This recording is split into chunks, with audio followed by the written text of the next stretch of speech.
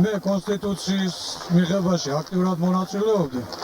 ხელი მაქვს მოწვეული საქართველოს კონსტიტუციაზე და ყველა საყვარელი მუხლი ჩემთვის საქართველოს კონსტიტუციაში არის, რომ ყველა შეუძლია შეიკრიბოს ჭერქვეშ და გარეთ.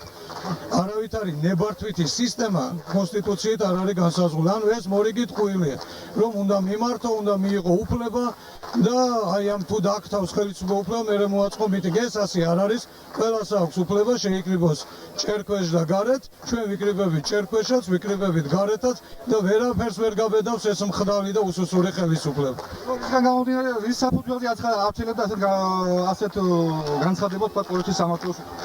არის ის კანონი პოლიციის სამართლოს უფროს. ნუ მას ავალებდნენ და ის ლაპარაკობდა იმას, რასაც ავალებდნენ.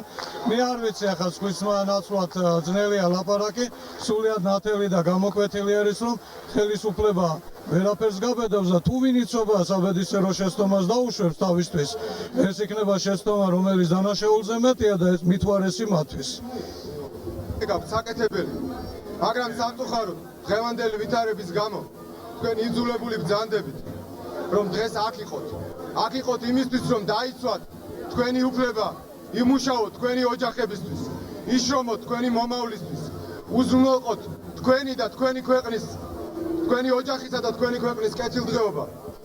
სამწუხაროდ დღეს ჩვენ აქ კვლავ ვართ შეკრებილი იმის გამო, რომ ერთადერთი ყველაზე ელემენტარული უფლება დავიცვათ უფლება ჩვენ თვითონვე ავირჩიოთ ჩვენი ხელისუფლება.